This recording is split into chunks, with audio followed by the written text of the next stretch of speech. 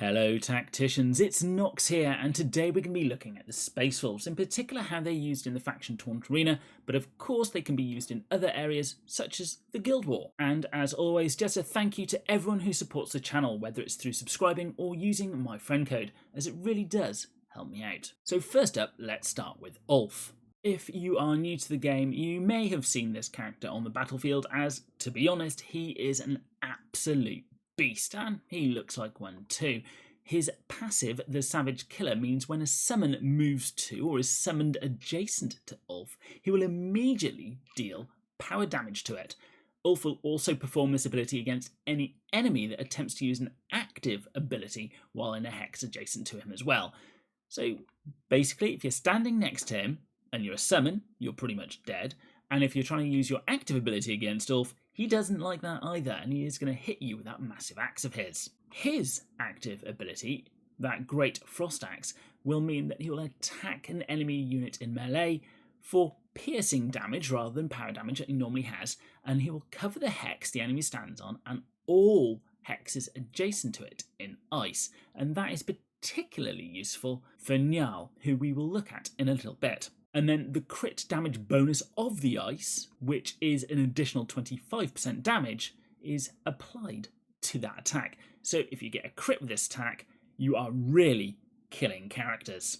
And if you thought, well, that's not killy enough for me, if and when Ulf dies, he has Final Vengeance, which means if anyone's standing next to him when he dies, he's going to make another attack against them. So there's not many who's going to survive this Savage Killer. And of course, he is unstoppable. All that ice that he creates, and any fire or razor wire that may already be on the battlefield, is no hindrance to him, and he's going to run to attack his enemy. All in all, a fantastic start to the Space Wolves. Tjark is our second one, and he starts out with Infiltrate, which is a great ability to have in any PvP mode, as it means you can get rid of those pesky Overwatch characters.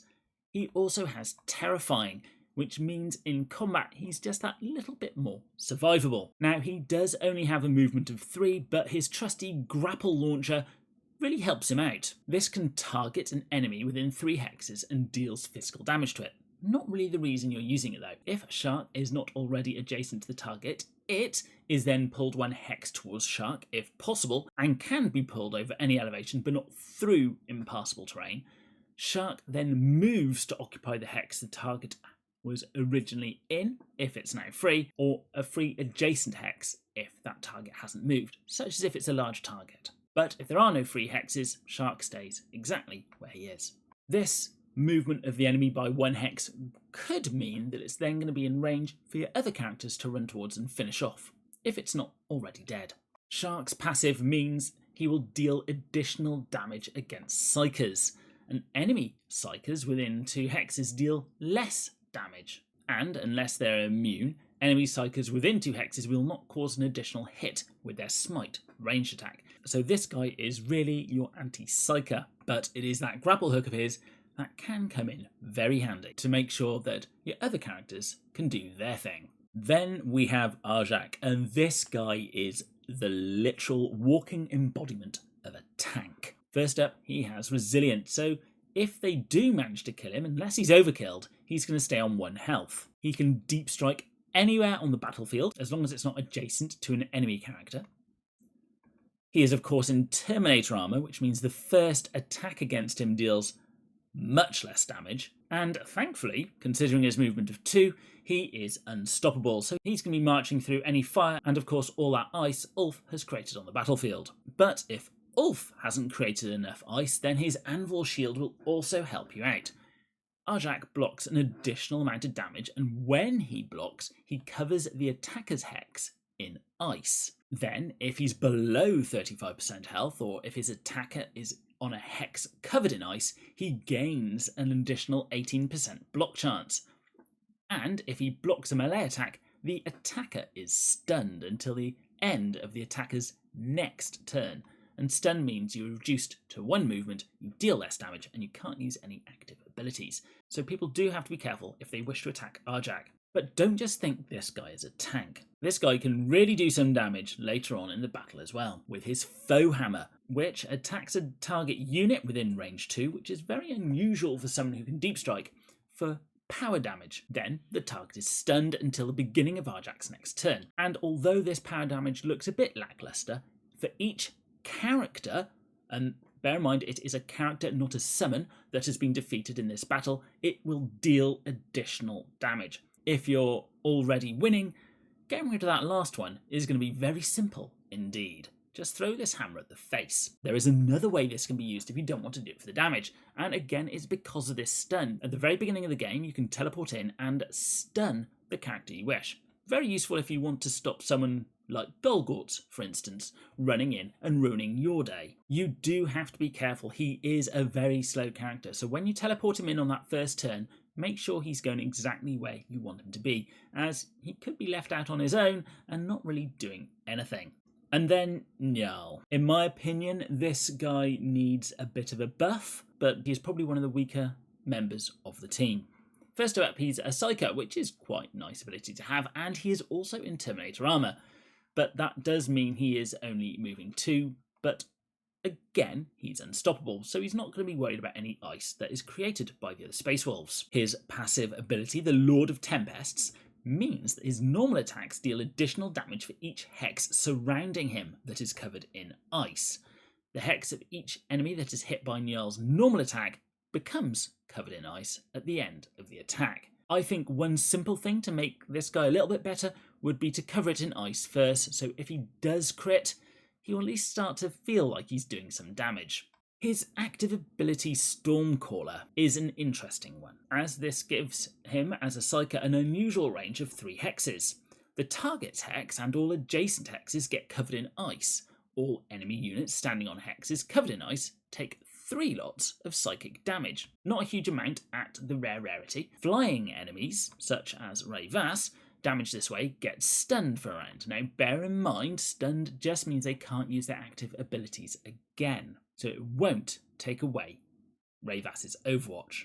And finally, we probably have the star of Tacticus itself, Ragnar Blackmane. And oh boy, what a character this is. So first up, and probably least well known, he is a Beast Slayer, which means he will deal 20% extra melee damage to big targets, and there's quite a few of those out there, and vehicles. Next, he has Final Vengeance, which means when you kill him, he's going to have one last swipe at you. And finally, he has Rapid Assault, which means that movement of 3 is really a movement of 4 until he is in melee. And of course, he does 25% extra damage for the first attack each battle. His passive ability, Saga of the Warrior Born, means that when he charges in, Ragnar will score an additional 2 hits, and his critical hits will deal additional damage. And probably most importantly, if Ragnar has defeated one or more enemy characters this battle, then friendly Space Wolves also gain this ability. So that really ups how much damage the rest of the team can do in close combat. But it is his War Howl that he is most well known for.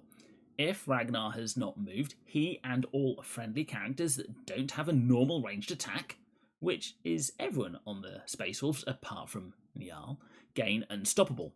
Again, meaning they can charge over any ice, fire, and barbed wire. They gain an additional 25% crit chance and deal more damage, and that damage obviously changes depending whether you're looking at rare or epic.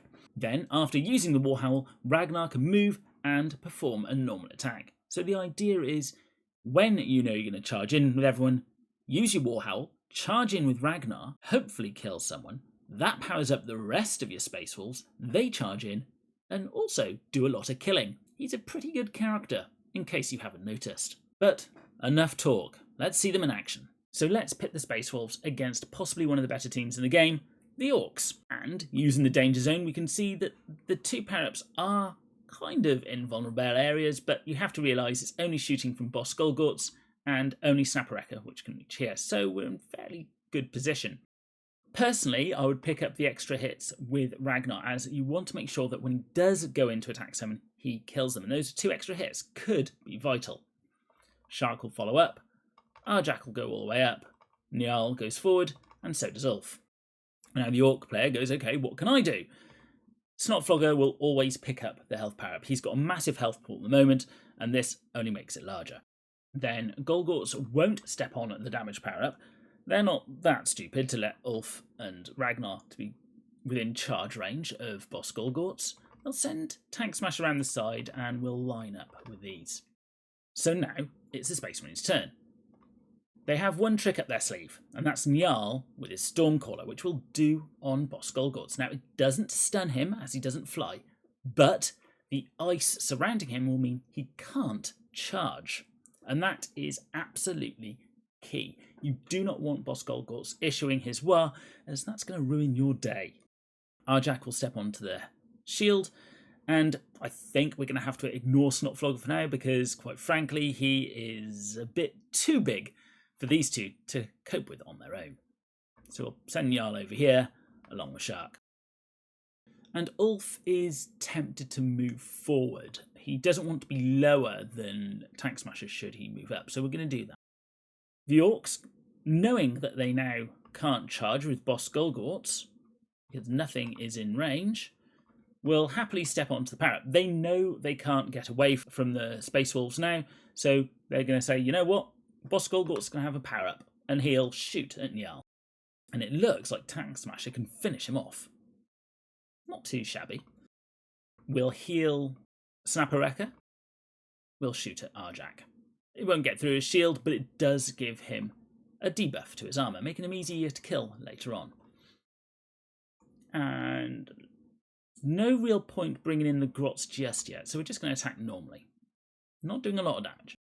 So now it's the Space Wolf's turn. They know that they need to kill boss Golgorts now. Otherwise he's going to issue a Wa and things are going to get messy. So we'll do our War Howl. And it looks like Tjark can kill Tank Smasher. Now the question is, if we use the Great Frost Axe, is it actually going to kill Golgorts? It does, which is great, but we kind of wanted Ragnar to do that, because him killing someone will power up the rest of the Orc team. As it stands, we'll have Arjac attack here, and, well, we'll see how much damage Ragnar can do to someone. It's just not enough. Snotflogger's going to attack back, and probably an argument to be made there for Snotflogger to use his active ability, move and use his active ability. But with all the ice, there's probably nowhere he could really get to. And we're going to try and kill Ulf. Not quite. So we'll heal him again. So Ulf knows what he needs to do. It might mean his death, but he's going to go in and blow up Snappereka. And to be honest, I think this is Ulf's death here, but he's just killed two of the biggest threats on the Orc team. Doesn't look like Tjark can get anywhere, so he'll try and keep a Grot under control. And with all the characters currently dead, I think Foehammer will probably, there you go, kill off Snotflogger. And we'll start getting the Grots under control. So all they have left is Gibberscraps, and Gibberscraps can kill Ulf, so he will. Oh, he didn't, which means he's going to meet his doom. So what about the Tau, another one of the great teams in the Taunt Arena? Well, I've already looked, and there's a similar setup to the Orcs. We can just march forward, because the two who can target here are actually Rayvas, who's not going to go forward to shoot, because she's going to go on Overwatch. But what we can do is make sure that we target Ragnar with the Seeker Drone. Rayvas will go here and use the Overwatch, and, well, what are we going to do with the others? Well, do that, I guess. But they're relying on Rayvas to make sure that the Space Wolves can't come too close. There is, however, a big problem in their plan, and that's called Arjac, who can move forward and just tank Rayvas's Overwatch, like almost anyone in Terminator armor can, and of course the shield power-up as well really does help. Ragnar will issue a Howl, and, well, Shosil was trying to target Ragnar with that missile, but Ragnar didn't really like it that much. We'll then attack the next biggest threat, Rayvas with the Great Frost Axe, nearly killing him in one blow. And the reason for that is the number of attacks that Ulf gets has been increased by Saga of the Warrior Born, so he gets 2 hits, and he's got the additional 2 hits from the melee power-up, so for a total of +4, he's dishing out a lot of damage. The question is, can Njal finish him off with Stormcaller? or should we just do a normal attack? Well, Stormcaller means that Ravas will be stunned and therefore can't get away, so we'll do that. And to be honest, Ravas getting away is really bad for us, so we'll just throw Foehammer to finish the job. And Tjark's, well, kind of wondering what he can do. So with two of their main damage dealers dealt with, what can the Tau do? Well, I think first up, they're going to try and kill Ragnar.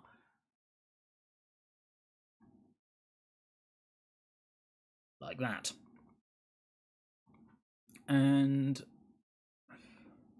to be honest, at this point, I don't think there's much that the Tau can do to salvage anything else from this run.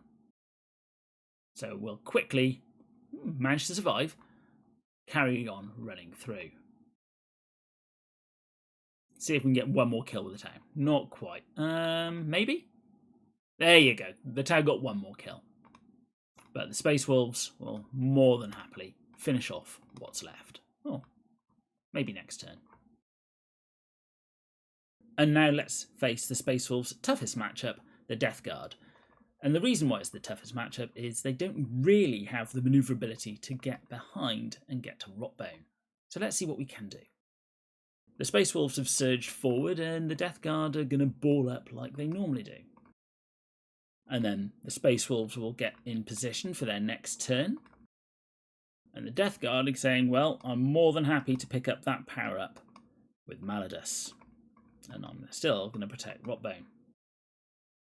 At this point, where the Space Wolves howl, we're going to go in with Ulf as we need to kill Malodus now. He is now the biggest threat there is. And we can use Tjark to pull him away from Nauseous.